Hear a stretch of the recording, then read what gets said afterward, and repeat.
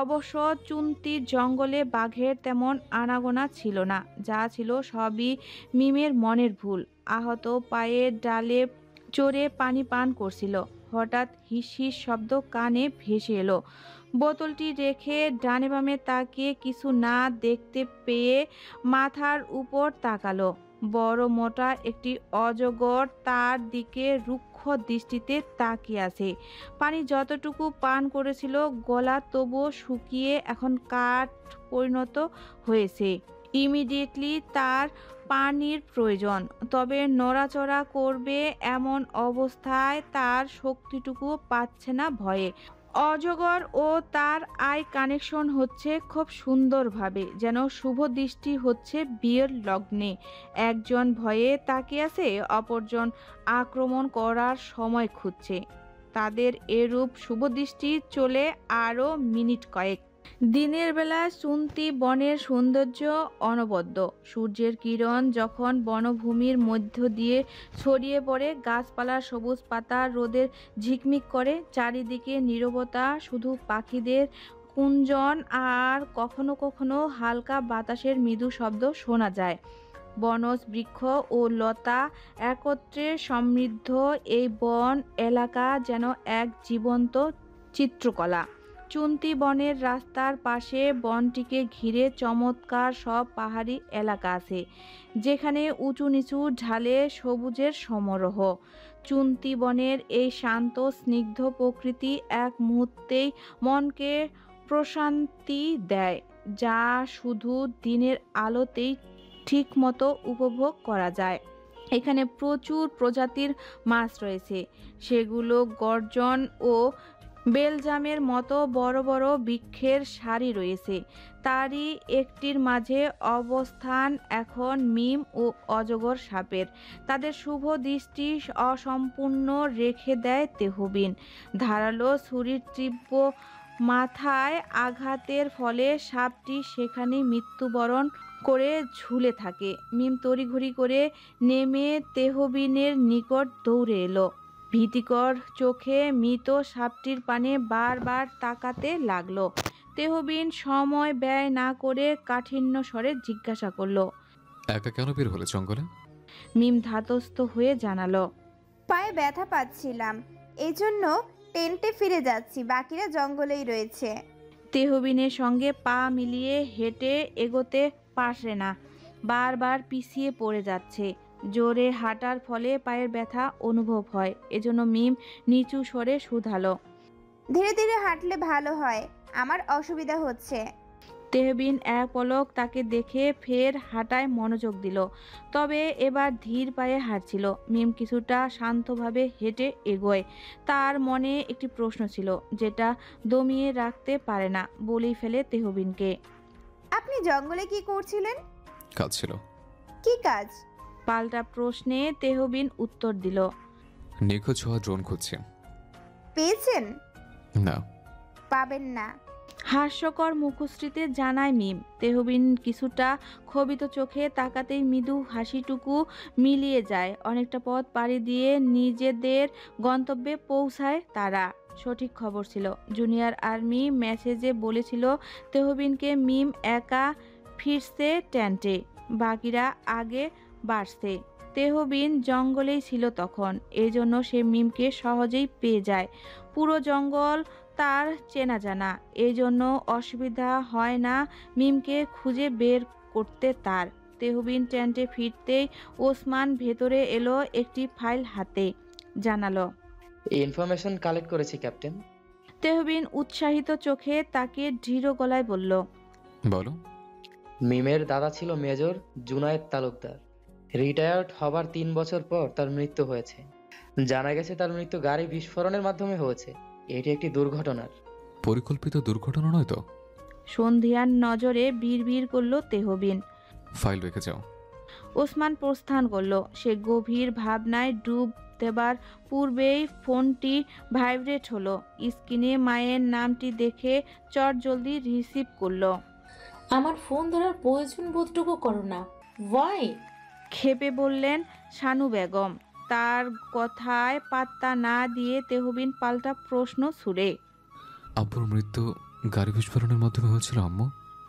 ছেলের মুখে হঠাৎ এই প্রশ্ন শুনে তিনি কিছুটা চমকালো। সেকেন্ড কয়েক চুপ থাকলো। ফোন না ধরার ফলে যেই অভিমানটুকু জমেছিল তা নিমিষেই উধাও হয়ে গেল তেহবিনের প্রশ্নে। তিনি নির্বোধ সুরে জানালো, এই প্রশ্ন কেন? উত্তর দাও। হ্যাঁ, বিস্ফোরণের ফলে মৃত্যু হয়েছে। তেহবিন সহজেই মিলিয়ে ফেলল দুয়ে দুয়ে চার। দ্রুতগামী কণ্ঠে শুধালো, নিজের যত্ন নিও, টেনশনের প্রয়োজন নেই। আল্লাহ হাফেজ। এতটুকু বলার ফলে ফোন রেখে দিল তেহবিন। তিনি আর কিছু বলার সুযোগ পেল না। কল দিতেও চায় না। জানা আছে এখন তেহবিন কল ধরবে না। তবে সে এত বছর পর বাবার মৃত্যুর বিষয়টি জানতে চেয়েছে। এটা ভেবে মস্তিষ্ক চিন্তা ভর করলো। ব্যাপারটা তাকেও খুব ভাবাচ্ছে। মিম অনেকক্ষণ যাবৎ শুয়ে বসে সময় অতিবাহিত করে। পায়ের ব্যথা নিয়ন্ত্রণে এসেছে দেখে বাহিরে বের হলো। তেহবিনকে চিলেকোঠার সামনে বসে এক্সারসাইজ করতে দেখতে পেল। এ সময়ে এক্সারসাইজ করতে দেখে গদ্ধব উপাধি না দিয়ে পারল না। এমনিতেও পায়ের ব্যথার ফলে প্রচণ্ড বিরক্ত সে তেহবিনের উপর। তবে আজ তাকে সাপের শুভদৃষ্টির মুখোমুখি থেকে বাঁচিয়েছে দেখে সে কৃতজ্ঞ। হঠাৎ মনে উঠে তেহবিনকে ধন্যবাদ দিতে ভুলে গেছে। তবে সে মুখ ভেংসি কেটে অন্যদিকে ফিরে ভাবে জানাবেই না তাকে ধন্যবাদ, যতই সে ধন্যবাদের যোগ্য হোক না কেন। এখন সে আলীর সাথে কথা বলতে যাবে বলে সামনের দিকে এগোয়। এতগুলো পুরুষদের মাঝে যেতে তার মোটেও অস্বস্তি অনুভব হয় না, কারণ সেখানের সবাই খুবই ভদ্র স্বভাবের। সহজে কেউ কারো দিকে তাকায় না প্রয়োজন ছাড়া। মেয়েদের দিকে তো ভুলেও না। যথেষ্ট রেসপেক্ট করে তারা নারীদের। এমন আর্মি ক্যাম্প এই প্রথম মিম স্বচক্ষে দেখল। নিশ্চয়ই এটা তেহবিনের জন্য। গুরু যেমন হবে শিষ্য তেমনই হবে, এটাই স্বাভাবিক। মিম আলীর নিকটে এলো। আলী তখন ইট ধৌত করার কাজ করছিল। মৃদু হেসে মিম অতি বিনয়ী বলল, শুনছেন? আলী এক ঝলক তাকিয়ে ফের মনোযোগ দিল তার কাজে। সেভাবেই বলল, জি বলেন, শুনছি। মিম আলীর উপর ইমপ্রেস হলো এত গুডনেস আচরণ দেখে। বলল, আমি জানতে চাই এখানে মেয়ে আর্মিরা থাকে না কেন? তাহলে তো আপনাদের সুবিধা হতো, রান্নার কাজ করতে হতো না। আলী কর্মরত অবস্থায় থেকে উত্তর জানালো, ছেলে ও মেয়ে আর্মিরা সাধারণত প্রশিক্ষণ এবং অপারেশনাল ডিউটির সময় একত্রে কাজ করে, তবে তাদের আবাসন ব্যবস্থা আলাদা হয়। প্রশিক্ষণ বা নির্দিষ্ট মিশনের সময় তারা একসঙ্গে দায়িত্ব পালন করতে পারেন, বিশেষ করে যেখানে যৌথভাবে কাজ করা প্রয়োজন। তবে সেনাবাহিনীর বিভিন্ন পদে এবং দায়িত্বে তাদের নিয়োগ দেওয়া হলেও বিশ্রাম বা ব্যক্তিগত সময়ের জন্য আলাদা থাকার ব্যবস্থা রাখা হয়। বিভিন্ন দেশে এবং সেনাবাহিনীর ভেদে এই নিয়ম কিছুটা ভিন্ন হতে পারে, তবে সাধারণত সেনাবাহিনীতে এই ধরনের ব্যবস্থা বিদ্যমান। আশা করি বুঝতে অসুবিধা হয়নি। না, তবে আরেকটা প্রশ্ন আছে। বলেন। তাদের মধ্যে কি প্রেম ভালোবাসা হয় বা হওয়া সম্ভব?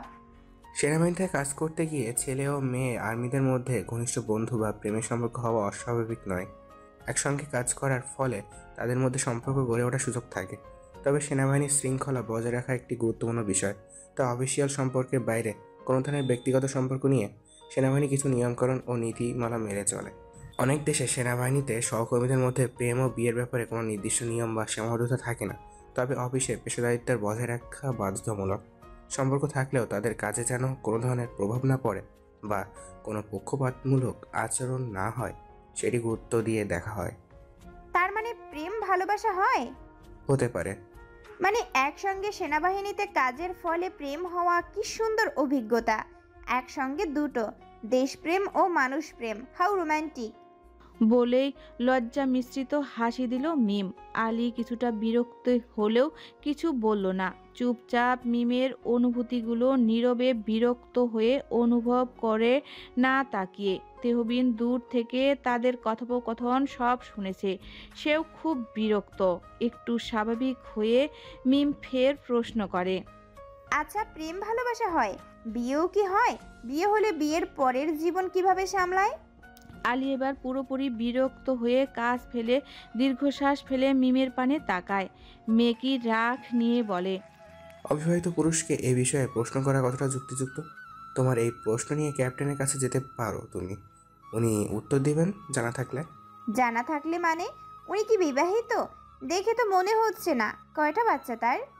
কথাগুলো উৎকণ্ঠ গলায় ধীরে বললেও তেহবিন সব শুনে ফেলে। এক্সারসাইজের সঞ্চার ফেলে ক্ষুব্ধ গলায় বলল, কাম, আমি দিচ্ছি উত্তর।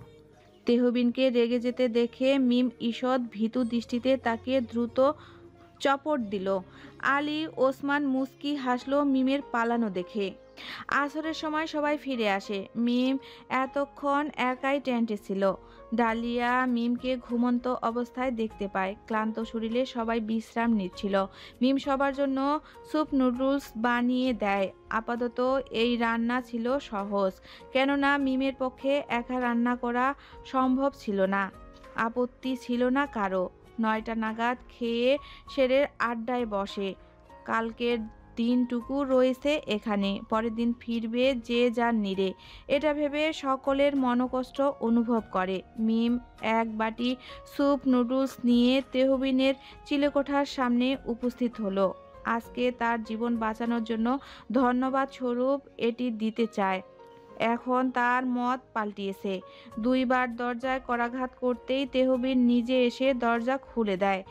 তখন সব জুনিয়র আর্মিদের সেখানে উপস্থিত দেখে কিঞ্চিত লজ্জাবোধ অনুভব হয়। তেহবিনের মুখশ্রীতে স্পষ্ট বিরক্তির ভাব, যা মিমের চোখ এড়ায়নি। মুখ খুলে কিছু বলার পূর্বেই তেহবিন কর্কশ গলায় শুধালো, ইম্পর্ট্যান্ট মিটিংয়ের সময় বিরক্ত করা অপরাধ, এটা নিশ্চয়ই তুমি বুঝবে। প্রতিনিয়ত তোমার চালতার আমি জাস্ট ইরিটেট হচ্ছে। Please leave. অপমানসূচক কথা শুনে মিমের দৃষ্টি নিচু হয়ে এলো। লজ্জাবোধ যেন চারিদিক থেকে আরও ঘিরে ধরেছে। এতগুলো অফিসারদের সামনে এরূপ কথা তার মনে আঘাত এনেছে। মিম দ্রুত রাগে অপমানে সেখান থেকে প্রস্থান করতে করতে বাটিটা ছুঁড়ে ফেলে আসে সেখানেই। টেন্টে ফিরে ক্ষোভে ফুঁসতে থাকে। তার একটি দুর্বলতা আছে, প্রচণ্ড রাগে চোখ থেকে আপনা আপনি পানি ঝরে। যে কেউ দেখলে ভাবে সে কান্না করছে, তবে সে কান্না করে না, কেবল পানি উপচে উপচে বের হয়। ডালিয়া মিমের অধিক রাগী মুখশ্রী দেখে ভেতরে এলো। এমন অস্বাভাবিক দেখে উৎকণ্ঠে জানতে চাইলে পরপরই চুপ হয়ে গেল। বিক্ষিপ্ত রাগের সময় মিম কারো সাথে কথা বলে না। রাগ কমলে নিজে থেকে খুলে বলবে ভেবে আশা রাখে। এরপর বালিশে মিমের মাথায় চুলে হাত বুলিয়ে দিতে লাগলো, যাতে ঘুমাতে পারে সে। হয়ও তাই। 10 মিনিট বাদে ঘুমিয়ে কাদা হয়ে যায় মিম। শান্ত স্বাভাবিক মুখশ্রী দেখে কে বলবে এই মেয়ে এতক্ষণ রাগে সাপের মতো ফুঁসছিল। ডালিয়াও তার পাশে ঘুমায়। মিটিং শেষে ওসমান ও আলী তেহবিনের সঙ্গে বাহিরে বের হয়ে হাঁটছিল। কথা বলতে বলতে হঠাৎ ওসমানের পায়ের কাছে বাটির মতো কিছু একটা হোঁচট লাগে। সে ফোনের ফ্ল্যাশ লাইট অন করে দেখতে পায় বাটি থেকে নুডলস পড়ে মাটিতে গড়াগড়ি খাচ্ছে। মাটিতে মিশে একাকার অবস্থা। আলী চট জলদি বলল, এই বাটি মিমের হাতে দেখছিলাম। রাগে ফেলে দিয়েছে মেয়েটা। ওসমান মৃদু হেসে বলল, দেখো, চেক করে কিছু মিশিয়ে এনেছিল আজও। হতেও পারে কিছু ছিল না, কারণ আজ আপনি ওকে সাপের হাত থেকে রক্ষা করছেন। আলী দৃঢ় গলায় বলল। তেহবিনের মনে কিঞ্চিত দাগ কাটে। ভাবনায় ডুব দেওয়ার পূর্বেই ওসমান অনুশোচনীয় কণ্ঠে শুধালো, লজ্জা পেয়েছে মেয়েটা সবার সামনে বকেছেন। তেহবিন চৈতন্যে ফিরে উপহাস স্বরূপ স্বরে জানায়, কালই দেখবে পুনরায় উপস্থিত হয়েছে। না, মেয়েটার মধ্যে আত্মসম্মানবোধ রয়েছে, যেটা স্পষ্ট বোঝা যায় ওর আচরণে। আলী ও ওসমান মিমের পক্ষে কথা বলছে দেখে তেহবিন বিরক্ত বোধ নিয়ে জায়গা ছাড়ল। অন্যান্য মেয়ে মানুষের সংস্পর্শে যাবার ছেলে আমি নই, এটা নিশ্চয়ই ধারণা আছে তোদের। তবে কেন মেয়েটিকে খুঁজে পাচ্ছিস না? নাসিরের কারাকারি কথা শুনে জুবাইর মৃদু আওয়াজে বলল, এই মুহূর্তে আপনার বড় সাহেবকে নিয়ে ভাবা উচিত। তার প্রেশার বেড়েছে কালকের ঘটনার ফলে। নাসির খেকিয়ে বলল, আমায় শিখাচ্ছিস তুই? মার্চে মাসির দরদ প্রকাশ করবি না। ইমিডিয়েটলি মেয়েটাকে খুঁজে বের কর, নয়তো লাশ খুঁজবে তোদের পরিবার। ধমকের সুরের কথাবার্তায় ভয়ে সবাই বেরিয়ে গেল। বিয়ারের ক্যানে চুমুক বসিয়ে দুটি পেলেপ মাথায় ঘুরছে, একটি বিস্ফোরণের, অপরটি অচেনা মেয়েটির। দুটোই তার অতি জরুরি। ভাবনায় ব্যাঘাত ঘটিয়ে ওসি মতিনের কল এলো। নাসির ধরতেই অপর প্রান্ত থেকে জানায়, ফরেনসিক রিপোর্টে জানা গেছে ড্রোনের সাহায্যে বোম অ্যাডজাস্ট করে বিস্ফোরণ করা হয়েছে। ড্রোনের এক সামান্য অংশ অক্ষত ছিল। এই কাজটি দক্ষ অফিসার ব্যতীত অন্য কারোর পক্ষে অসম্ভব। কে? তেহবিনকে সন্দেহ করা যায়, কারণ সে ব্যতীত জুনিয়র আর্মিদের এত বুদ্ধির জোর নেই। সে সব কাজেই পারদর্শী। খোঁজ নাও, তেবিন হলে শেষ করে দাও দ্রুত। নিচ্ছি, আপনি শুধু আমাদের খোঁজ খবর নেবেন। পৈশাচিক হাসি দিয়ে জানায়। নাসির ফোন রেখে ওসির অ্যাকাউন্টে টাকা ট্রান্সফার করলো। সকাল সকাল একত্রে নাস্তা করার সময় মিম ট্যান্টে বসেই একা নাস্তা করছিল। সবাই বাহিরে বের হতে বললেও সে ভেতরেই বসে খেয়েছে। অপমানিত হবার পর তেহবিনের মুখ দর্শনে ঘোর আপত্তি তার। বের হবে তখনই যখন সে চুলেকোঠার অবস্থান করবে। নীল ডাউনের ফলে পায়ে ব্যথা, দুদিন ক্যাম্পিংয়ে সে যেতে পারেনি, তবুও সে তা ভুলে গেছে। মানুষকে ছাড় দেওয়া উচিত, কিন্তু ছেড়ে দেওয়া যায় না কোনো কোনো ক্ষেত্রে। মনে মনে কথাগুলো ভেবে ক্ষোভে খাচ্ছিল সে। খাবার শেষ হতেই ডালিয়া এসে পাশে বসে বলে, ভেতরে গেছে সে, এখন বের হতে পারিস। মিম বিড়বিড় করে খবিশ উচ্চারণ করে বের হলো। ঈশা মিমকে দেখে পিন্স মেরে বলল, আমি তো ভেবেছি তুমি হঠাৎ পর্দা নিয়েছো। মিমও কম কিসে, সেও এক ধাপ এগিয়ে ঈশার চেয়ে পা দিয়ে দাগ কেটে লাইন বানিয়ে কাট কাট কণ্ঠে জানালো, সাপের লেজে পা রাখা মানেই ছবল নিশ্চিত। তুমি নিশ্চয়ই সেটি চাও না? যা, তাহলে মেনে নিলি তুই সাপ। হ্যাঁ, যেভাবে মেনে নিয়েছি তুমি বেজি। চুপ করো। চুপ করো, মাই ফুট। মাথা ঝামটা দিয়ে বলল মিম। ঈশা ফের কিছু বলতে গিয়েও থেমে গেল। তাদের ঝগড়া সকলে বেশ সুন্দরভাবেই এনজয় করছিল। ক্যাম্পাসে থাকাকালীন এমনও হয়েছে, ক্যাম্পাসটা যেন টিকিট কেটে যুক্তিপূর্ণ ঝগড়া দেখত। বরাবরই মিম জিতত সর্বক্ষণ। কখনো কখনো ঈশাও জিতত, তবে খুব একটা না। ঈশা রাগে নাক ফুলিয়ে থাকে। আজ যাবে না ক্যাম্পিংয়ে, সবাই রং খেলবে। সর্বপ্রথম রবি এটি আরম্ভ করে। লিডারের উৎসাহ পেয়ে সকলে মেতে উঠে খেলায়। যে যতটুকু সম্ভব বিভিন্ন রং দিয়ে ভাসিয়ে দিচ্ছে এক একজনকে। সকলে মুখশ্রী ভূতে পরিণত হয়েছে ইতিমধ্যে। তারপর আরম্ভ করে বিভিন্ন খেলার তোড়জোড়। অন্য প্রান্তে 5 জন খেলায় অংশগ্রহণ না করে রান্নার কাজ চালাচ্ছে। হাসি ঠাট্টা। খেলা শেষ হয় জোহরের আজানের ধ্বনি শোনে। ইতিমধ্যে সেখানে ওসি মতিন উপস্থিত হয়েছে আর্মি ক্যাম্পে। চারিদিক ভালোভাবে পরিদর্শন করে চিলেকোঠায় প্রবেশ করলেন। তেহবিন তখন তার রাইফেল মুছছিল। ওসি মতিন হাস্য মুখে বলল, গুড আফটারনুন ক্যাপ্টেন তেহবিন আনসারি। ক্যাপ্টেনই যথেষ্ট। পুরোটা শুনতে বিরক্ত অনুভব হয়। তেমনটি বলিনি। তা মিশন কেমন চলছে? কত দূরে গেল? কোনো কাজ ছিল? প্রশ্ন এড়িয়ে গম্ভীর গলায় পাল্টা প্রশ্ন শুনে হালকা অপমানিত হলো তিনি।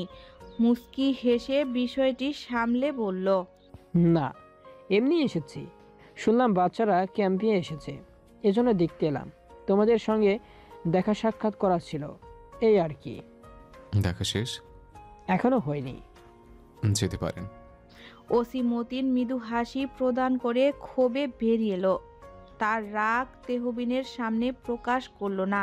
ট্যান্টের সামনে এসে রবির সাথে কিছুক্ষণ কুশল বিনিময় সেরে তিনি চলে গেলেন। মিম যেন কিছুটা হাঁপ ছেড়ে বাঁচলেন। চেহারায় রঙের কারণে তাকে চিনতে পারেনি। প্রায় সে তার বাবার নিকট যাওয়া আসা করত। তাকে চিনতে পারলে বাবাকে কল দিয়ে উল্টাপাল্টা বুঝিয়ে বলতো এটা নিশ্চিত। এখানে আসার পর একবারের জন্য কথা বলেনি বাবার সাথে। বাড়িতে তার জন্য কি অপেক্ষা করছে অজানা সেসব। দীর্ঘশ্বাস ছাড়ল মিম। পরের দিন সকাল সকাল সবার থেকে বিদায় নিয়ে বাড়ি ফিরছে সবাই। চট্টগ্রাম শহর থেকে চুন্নি প্রায় 70 কিলোমিটার দূরে অবস্থিত। দুপুরের আগেই তারা পৌঁছে যায় যে যার বাড়িতে। মিম যতক্ষণে বাড়িতে ফিরে ততক্ষণে জিয়া তালুকদার বাহিরে ছিল। মেয়ের ফিরে আসার খবরটি পেয়ে দ্রুতই বাড়ি ফিরলেন তিনি। ড্রয়িং রুমে অবস্থান করে হাঁকিয়ে মেয়েকে ডাকলেন। মিম রুম থেকে বেরিয়ে এলো বিরক্তি নিয়ে। নিচে নেমে এসে ঈষৎ ভয়ে মাথা নত করে রাখে। তিনি গর্জে উঠলেন, বিনা অনুমতিতে ক্যাম্পে গিয়েছো, ফিরে এসে জানানোর প্রয়োজন বোধটুকু করলে না? প্রত্যুত্তরে চুপ ছিল মিম। এমন শূন্য বাক্য দাঁড়িয়ে থাকতে দেখে তিনি ফের চেঁচিয়ে বললেন, নিজের মন মতলবই এই বাড়িতে চলবে না। বিয়ে ঠিক করেছি তোমার, কাল তোমাকে দেখতে আসবে। হ্যাঁ বা না উত্তর না দিয়েই বড় বড় পা ফেলে উপরে উঠে গেল। এই বিষয়ে কিছুই বলার নেই তার। বিয়ের ব্যাপার পুরোটাই তার বাবার উপর ছেড়ে দিয়েছে। তিনি মেয়ের উত্তর না পেয়ে রেগে গেলেন, তবে তোয়াক্কা করে না। এই বিষয়ে তার আপত্তি নেই এটা সে জানে। নিজেকে স্বাভাবিক করে সোফায় বসলেন। মেয়েটাকে সে ভীষণ ভালোবাসে, স্নেহ করে, তবে মিম সেটা বুঝে না, বুঝতে চায়ও না। কষ্টে বুক ধকধকিয়ে উঠে যেন বড় প্রশ্বাস ফেলে নিজেকে স্বাভাবিক করেন। ক্যাপ্টেন, ওসি কেন এসেছিল? ওসমানের প্রশ্নে তেহবিন চুপ থাকে। আলী উত্তর দেয়, খোঁজ খবর নিতে। তিনি নিশ্চয়ই কিছু একটা আন্দাজ করে এসেছেন। হতে পারে। আজ কেমন যেন ফাঁকা ফাঁকা লাগছে পরিবেশটা। বাচ্চারা চলে গেছে, এজন্য হয়তো। আলী কোমল গলায় বলল, হ্যাঁ, বাচ্চারা খুব ভালো ছিল, বিশেষ করে ডিম, মিম মিম মেয়েটা। ওরে তো ভোলাই যাবে না। হেসে হেসে বলল। কেন? তেহবিন এক্সারসাইজ ছেড়ে প্রশ্ন করলো আলীকে। আলী আমতা আমতা করে বলল, মেয়েটা খুব চালাক চতুর প্রকৃতির ছিল আর ভীষণ দুষ্ট। তো এর আগে এমন মেয়ে দেখোনি? শান্ত গলায় আলীর দিকে তাকিয়ে জানতে চাইল তেহবিন। খুব একটা না। তেহবিন কিছু বলল না। হঠাৎ তেহবিনের ফোনে হোয়াটসঅ্যাপে মেসেজ এলো। মোবাইলটি হাতে নিয়ে মায়ের মেসেজ দেখতে পেল। এবারও কড়াভাবে ইগনোর করলো সে। আবারও মোবাইলে মেসেজের আওয়াজ আসলে তেহবিন বিরক্তি হয়ে মেসেজ চেক করতে নিল। হঠাৎ একটি মেসেজের ছবিতে তার দৃষ্টি ওখানেই বর্ষাবিত হয়। ছবিতে কিছুক্ষণ দৃষ্টি স্থাপন করে অবিলম্বে তার ঠোঁটের কিনারায় বাঁকা হাসির রেখা ফুটে ওঠে। পর মুহূর্তেই তার মায়ের কল আসে। রিসিভ করে শান্ত স্বরে বলে, কি বলবে? 2 মিনিটে বলে শেষ করো। তেহবিনের মা শানু বেগম দীর্ঘশ্বাস ফেলে নরম কণ্ঠে বলে ওঠে, আমার সাথে কথা বলার সময়ও এখন নেই তোমার? আচ্ছা শোনো, কাল আমি তোর জন্য আমার পছন্দকৃত মেয়েকে দেখতে যাব। হোয়াটসঅ্যাপে এতক্ষণ নিশ্চয়ই মেয়েটির ছবি দেখে নিয়েছিস। এখন তোর কেমন লেগেছে সেটা বল বাবা আমাকে। তেহবিন মায়ের নরম কণ্ঠের কারণ বের করতে কয়েক সেকেন্ড সময় নিয়ে বুঝলো মেয়েটিকে তার মায়ের পছন্দ হয়েছে বেশ। শানু বেগম আরও কিছু বলতে নিলেই তেহবিন দ্রুত বলে ওঠে, আম্মু রাখছি, এখন পরে কথা বলবো, আল্লাহ হাফেজ। কথাটা বলার পরই তেহবিন তার মাকে কিছু বলার সুযোগ না দিয়ে কল কেটে দেয় এবং সামনের আগমনী মানুষটির দিকে তীক্ষ্ণ দৃষ্টি ফেলে। পুনরায় কোনো কাজে এসছেন ওসি মতিন? ভোরের হালকা শীতল আবহাওয়ায় বাড়ির ছাদে উঠে সূর্যোদয় হওয়ার দৃশ্যটুকু উপভোগ করছে মিম। পরনে আকাশি জামা, সাদা আর আকাশি রঙের সংমিশ্রে ওড়নাটা উচ্ছির মৃদু হাওয়া উঠছে। কোমর পর্যন্ত খোলা চুলগুলো একিয়ে বেঁকিয়ে দোল খাচ্ছে। ফজরের আজানে ঘুম ভেঙে যাওয়ার পর নামাজ শেষে ছাদে উঠে উপস্থিত হয় মিম। মনে মনে সে ভাবতে লাগলো তার জীবনসঙ্গী কীরূপ হবে। আজকে তাকে ছেলেপক্ষ দেখতে আসবে, এটাও জানিয়েছে রাতে তার বাবা। পর মুহূর্তে নিজে নিজে বলে ওঠে, যা হবে আল্লাহ দেখে নিবে। এখন আগে পেটে খাবার চালান দেওয়ার জন্য রান্নাঘরে যেতে হবে। মিম রান্না শেষ করে কিছুক্ষণ রেস্ট নিতে যায় তার রুমে। বাসায় তার বাবা হেল্পিং হ্যান্ড রেখেছে অবশ্যই, তবে মিম বাকি কাজটুকু হেল্পিং হ্যান্ডের তথা রেহেনা বেগমের সাহায্য নিয়ে রান্নাবান্না কাজটা বাড়িতে থাকলে সে করে নেয়। ডাইনিং টেবিলে জিয়া তালুকদার মিমের উদ্দেশ্যে বলে ওঠে, সন্ধ্যার সময় রেডি হয়ে থাকবে, কোনো হট্টগোল হোক আমি চাই না। মিম খাওয়া বন্ধ করে পর সেকেন্ডে আবারও খাওয়ায় মনোযোগী হয়। তার কাছে যেন এই মুহূর্তে খাওয়া ছাড়া কিছুই ইম্পর্টেন্ট না। জিয়া তালুকদার এবার দীর্ঘশ্বাস ফেলে বলেন, দেখ মামনি, বিয়ে সববারই করতে হয়, আর আমার উপর যে তোর বিশ্বাস আছে আমি এটাও জানি। তোর মায়ের ওয়াদা পালন করতেই আমি যথেষ্ট চেষ্টা করেছি। ছেলেটি যথেষ্ট ভালো এবং ভদ্র পরিবার থেকে বিলিং করে। এবার মুখ খুলল মিম।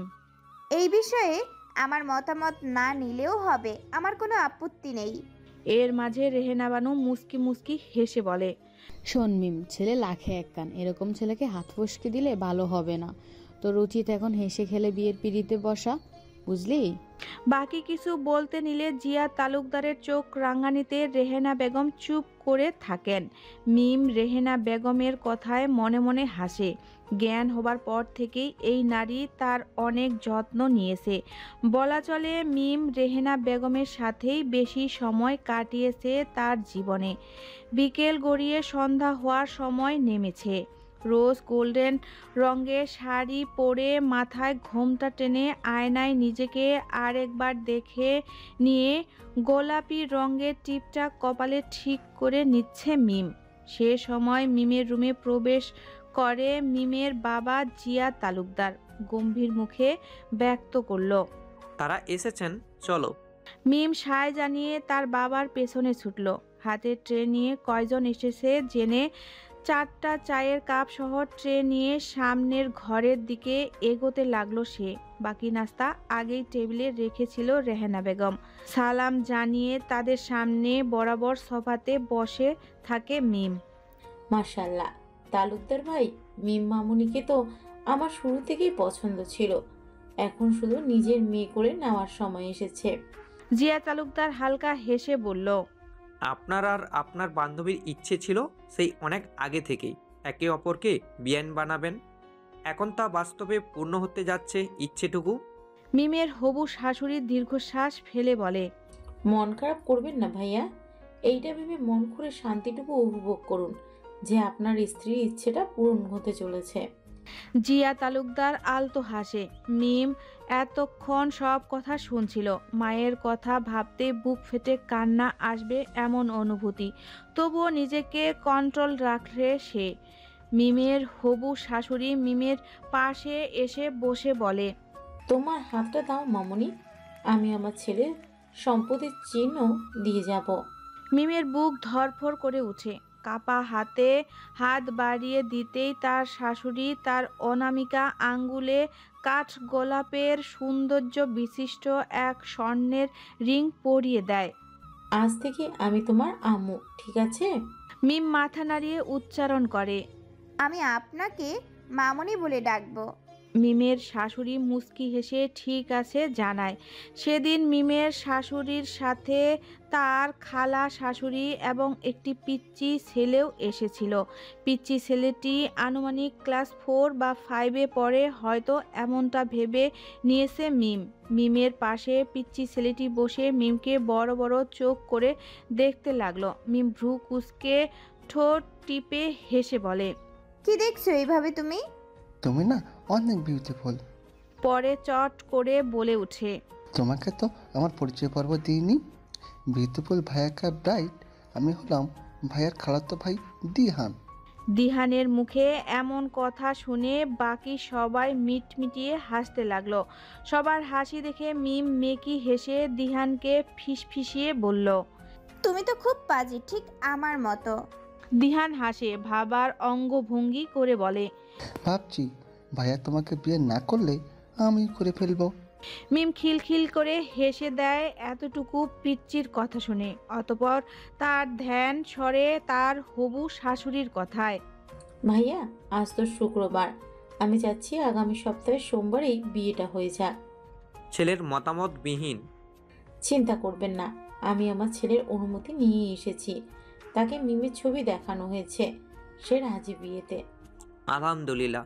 আর একটা বিষয় হচ্ছে, অল্প দিনে বিয়ের আয়োজন কিভাবে সম্পূর্ণ করব। কিছুটা চিন্তিত স্বরে জানালো জিয়া তালুকদার। চিন্তা কিসের ভাইয়া, ঘরোয়াভাবে বিয়েটা হবে, বিশেষ আয়োজনের দরকার নেই। বৌভাতের অনুষ্ঠান পরে না হয় অ্যানাউন্সমেন্ট করে ঘটা করে দিব। সেটা করা যায়। সায় দিলেন তিনি। সন্ধ্যাটা মিমের বিয়ের কথা চলতে চলতেই শেষ হয়।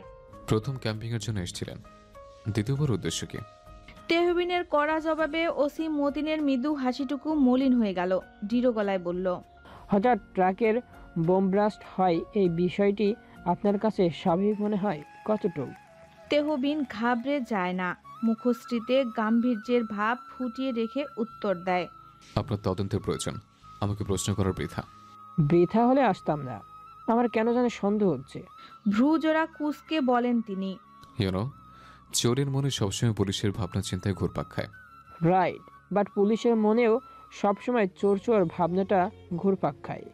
মূল টপিক আসেন। আপনারা সেদিন গোপনে মিশনে ছিলেন, ট্রাক একটি ছেড়ে দিয়েছেন, কিন্তু পরবর্তী ট্রাক কিভাবে বোম ব্লাস্ট হলো? I don't know. You know, but আমাকে বলতে চাইছেন না। আপনি আসতে পারেন। মুখের উপর এরূপ অপমানসূচকভাবে চলে যাওয়ার বিষয়টি বলার কারণে মারাত্মকভাবে ইগোতে লাগে তার। ক্ষোভিত আদলে তেহবিনের পানে দৃষ্টি নিক্ষেপ রেখে সেকেন্ড কয়েকের মধ্যে প্রস্থান করল। সে বেরোতেই ওসমান আলী প্রবেশ করে। জুনিয়রদের মধ্যে এরা দুজন তেহবিনের খুব পছন্দের এবং তারা তার প্রতি বেশ লয়াল। ওসমান চিন্তিত আদলে কোমল গলায় বলে, ওসি সন্দেহ করছে আপনাকে। সাবধানে থাকা উচিত আপনার। তার উপর নজরদারি রাখার ব্যবস্থা করো। জি। এতটুকু কাল কথা হয়েছিল তাদের। এইসব বিষয়ে তেহবিনের ভাবনা চিন্তা না থাকলেও হঠাৎ হঠাৎ অচিরেই আগমন ঘটে যেন। ভাবনাকে পাশে ফেলে তেহবিন জুনিয়রদের ট্রেনিংয়ের জন্য বের হয়। শানু বেগম চলে যাওয়ার পর মিম বের হয় বাহিরে। তখন ঘড়িতে 7:35। জিয়া তালুকদার নিষেধাজ্ঞা আরোপণ করলে মিম কিছুটা ক্ষেপে যায়। তোমার ফর্মালিটি আমি পূরণ করেছি, এখন তুমি আমার কথা রাখবে। আমার ক্লাসমেটরা অপেক্ষা করছে, যেতে হবে। এমন কোনো রুলস আমি তৈরি করিনি। কাট কাট কণ্ঠে জানালেন তিনি। মিম ভ্রুক্ষেপহীন চাহনিতে তাকে বের হলো। গাড়িতে চাপতেই ড্রাইভার তার নির্দেশে গন্তব্যের উদ্দেশ্যে রওনা হলেন। জিয়া তালুকদার মনক্ষুণ্ণে দীর্ঘশ্বাস ফেললেন। স্ত্রীর মৃত্যুর পর মেয়েটা দিনে দিনে একরোখা হয়ে উঠেছেন। তার কাজের চাপে সময় না দেওয়ার ফলে উন্নতির চেয়ে অবনতি হয়েছে। যে সময়ে তাকে খুব প্রয়োজন ছিল তখন সে সময়ে পাশে ছিল না মেয়ের। মায়ের ভালোবাসা স্নেহ থেকে বঞ্চিত হয়ে তার ভালোবাসা স্নেহ মিলেনি। এই জন্য মেয়েটার আজও এরূপ একরোখা স্বভাব রয়ে গেছে। পরিবর্তন হবার উপায়ন্তর দেখছেন না তিনি। পাহাড় সমান অভিমানের আদৌ বিলিষ্ট হবে কিনা জানা নেই তার। বিয়ের দিন তারিখ ঠিকঠাক হবার সুবাদে বন্ধু বান্ধবীরা মিমের নিকট ট্রিট দাবি করে। এই জন্যই মূলত তার বাহিরে যাওয়া। ভিলেজ পার্ক রেস্টুরেন্টে সকলেই অপেক্ষা করছিল। মিম উপস্থিত হতেই সবাই শুভেচ্ছা জানায়। ঈশাও ছিল সেখানে। সবাইকে খাবার দাবারের বিষয়ে জিজ্ঞাসা করে গল্প করতে বসে। ছেলের ছবি দেখা আমাদের? ডালিয়ার প্রশ্নে শুনে সবাই সায় দিল। মিম বলল, আমি নিজেও তাকে এখনো দেখিনি। এটা হতেই পারে না। ঈশা অস্বীকার করে জানায়, সত্যি। তার দেয়া নিশানি হাতে পরে রেখেছিস, অথচ তাকেই দেখছনি। সাফি ব্যঙ্গাত্মকভাবে হেসে বলে, ভারী আফসোস, এখন পর্যন্ত তার নাম্বারটিও আমার ফোনে সেভ নেই। মিমও তার সঙ্গে আরও সম্মতি দিয়ে বলে। এ বিষয়ে আরও বেশ কিছুক্ষণ কথাবার্তা হয়। খাওয়া দাওয়া শেষে চলে যাওয়ার সময় ঈশা মিমকে আড়ালে নিয়ে আসে। মিম অবিশ্বাস চোখে তাকিয়ে রয় সেকেন্ড কয়েক। তার চাহনি ঈশা বুঝতে পেরেও উপেক্ষা করে মৃদু স্বরে বলে, একটা উপকার করো মিম। বেজি এসেছে সাপের কাছে। আশ্চর্য আদলে বলে, মজা করো না মিম। বলো। তেহবিনের নাম্বারটি ব্যবস্থা করে দিবে? কেন লাগবে। 1 মিনিট, তোমাকে কে বললো আমার কাছে ওসমান ভাইয়ের নাম্বার আছে? ডালিয়া বলেছে। মিনমিন স্বরে বলল ঈশা। মিম ডালিয়ার পানে তাকাতেই ইশারায় অপরাধ বোধ স্বীকার করে নিল। সেকেন্ড বাদেই চোখ জোড়া বন্ধ করলো। কৌশল অবলম্বন করে ওসমানের নাম্বার সে ইচ্ছে করে নিয়েছিল, পরবর্তীতে তেহবিনকে কোনোভাবে জব্দ করতে পারবে এই ভেবে। তবে সেসব আর হয়নি। সরু প্রশ্বাস ফেলে চোখ মেলে ঈশাকে বলল, তার নাম্বার দিচ্ছি, তুমি নিজেই চেয়ে নিও। না প্লিজ, তুমি এনে দাও। আমার সাথে তাদের এত বেশি কথোপকথন হয়নি। তুমি তেহবিনের নাম্বার দিয়ে কি করবে? ঈশা লজ্জা মিশ্রিত হাসি প্রদান করে দৃষ্টি নিচু রেখে জানায়, পছন্দ করি তাকে, হয়তো ভালোবেসে ফেলেছি। ওই রকম একটা খবিশকে। স্টপ মিম। মৃদু ধমক দিয়ে বলল ঈশা। আমি বাসায় ফিরে নাম্বার নিতে পারলে তোমায় দিব।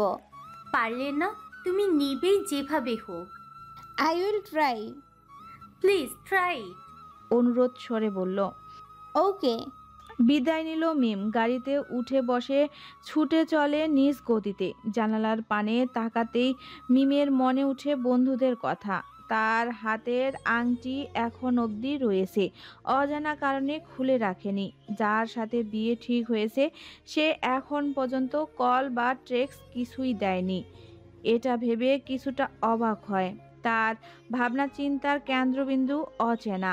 অজানা মানুষটিকে বানাতে চায় না। বিয়ের সময়কালীন দেখা যাবে সেসব, অচিরেই ভুলে যাবে তাকে। বাড়িতে ফিরে ফ্রেশ হয়ে বিছানায় বসলো। এখন একটাই উদ্দেশ্য, তেহবিনের নাম্বারটি নেওয়া। কিন্তু লাস্টবার তেহবিন তাকে যেভাবে অপমান করেছে সেসব ভেবে কিছুতেই সে এটি করতে চায় না। বন্ধুত্বের খাতিরে করতে হচ্ছে অনিচ্ছাকৃতভাবে। ঘড়ির দিকে তাকিয়ে দেখে 10টা 15 বেজে চলল। হালকা রিল্যাক্স অনুভব করে ওসমানকে কল দিল। সে সময় তেহবিন, ওসমান ও আলী তিনজন একত্রে একটি ম্যাপের চিত্র দেখে আলোচনা করছিল। ওসমানের ফোন ভাইব্রেট হবার ফলে সেটি পকেট থেকে বের করলো না। কল প্রথমবার কেটে গেল, ফের ভাইব্রেট হওয়ার ফলে পকেট থেকে বের করলো। স্ক্রিনে অচেনা নাম্বার নয়, বরং মিমের নাম্বার দেখে বিস্ময় ভর করলো। সেদিন নাম্বার নেবার পর মিম নিজেই কল দিয়ে তার নাম্বারটিও দিয়েছিল সৌজন্যবোধ বজায় রেখে। এখন হঠাৎ তার কল দেখে বিস্মিত। তেহবিন ওসমানের মুখশ্রীতে বিস্ময়কর ভাব দেখে গুরুগম্ভীর গলায় জানতে চাইল, কে? ওসমান তার পানে তাকিয়ে বিস্ময় কণ্ঠে শুধালো, মিম। তেহবিন হালকা কেশে জানায়, রিসিভ করে লাউডস্পিকারে দাও। তেহবিনের কথায় ওসমান তাই করে। কল রিসিভ হবার ফলে অপর প্রান্ত থেকে মিম মুস্কি হেসে বলল, কেমন আছেন ভাইয়া? ভালো, তুমি? আমিও সেম।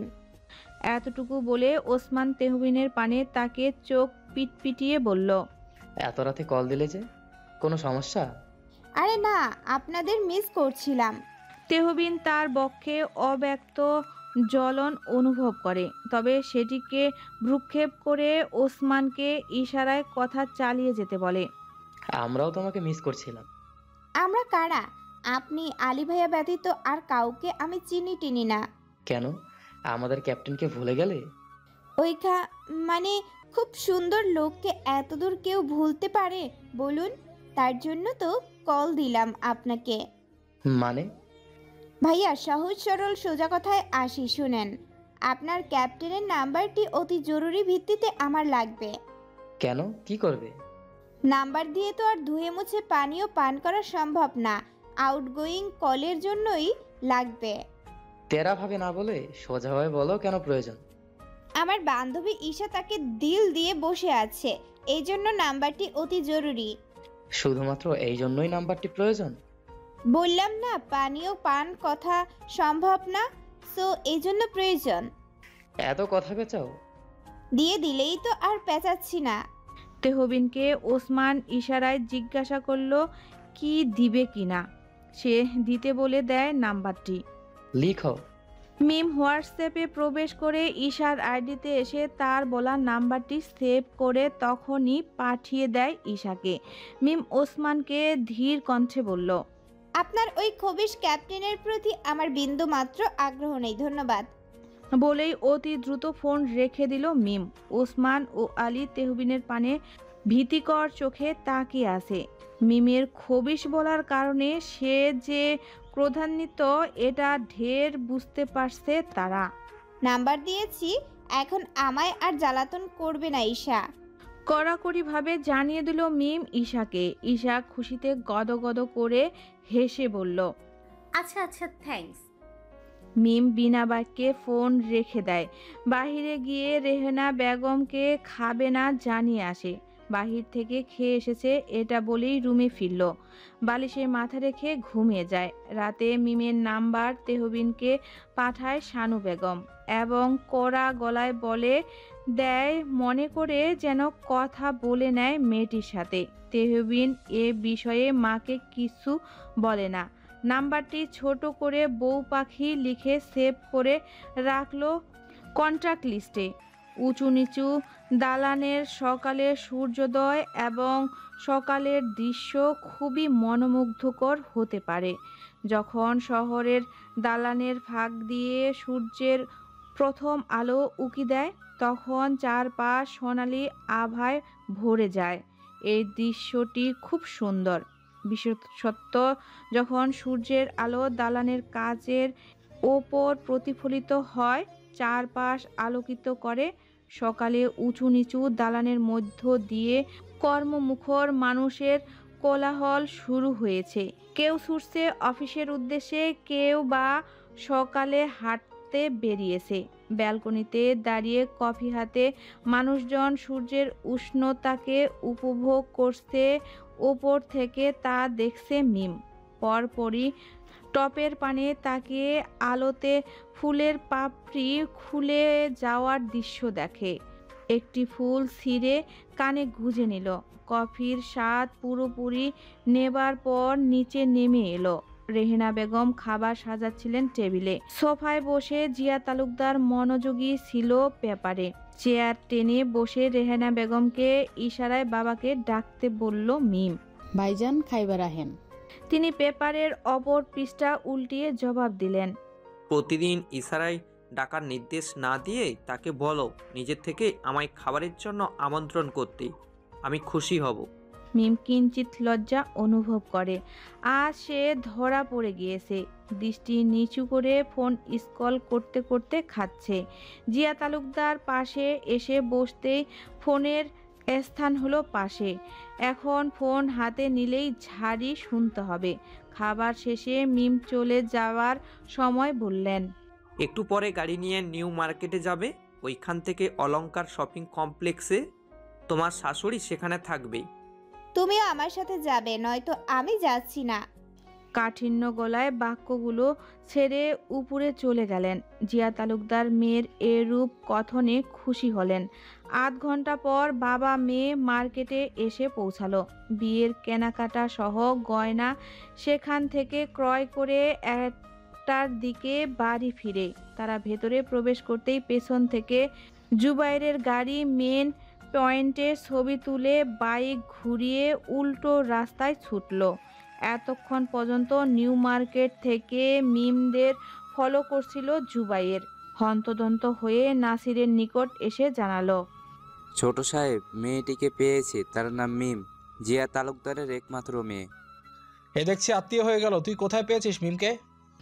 নাসির তাচ্ছিল্যের হাসি প্রদান করে বলে ফের প্রশ্ন করল, নিউ মার্কেটে গিয়েছিলাম কাজে, সেখান থেকে ফিরেই আপনার নিকটে এলাম। ওইখানে দেখেছি তাকে। তাহলে চুন্তি কেন গিয়েছিল মিম? জানি না, কিন্তু এটাই তার আসল বাড়ি। চট্টগ্রাম শহরে না এলে হয়তো তাকে খুঁজতে খুঁজতে হয়তো সারা জীবন লেগে যেত। নাসির ভাবছে জুবাইরের কথা। ও ঠিকই বলছে। এক কাজে কাল রাতে চট্টগ্রামে এসেছিল, থাকবে 2 দিন। হোটেলে উঠেছেন তারা। জুবাইর ফের বলল, ভাবি মনে হয় বিয়ে করছে, দেখলাম বিয়ের শাড়ি গহনা কিনছে। নাসির চোখ রাঙিয়ে তাকালো। জুবাইরের দৃষ্টি নিচু করে ফেলল সঙ্গে সঙ্গে। যত প্রকার ফল ফলাদি আছে সব হাজি সহ কিনে প্যাকেট করো। সন্ধ্যায় বিয়ের প্রস্তাব নিয়ে যাব জিয়া তালুকদারের বাড়িতে। যথাজ্ঞা ছোট সাহেব।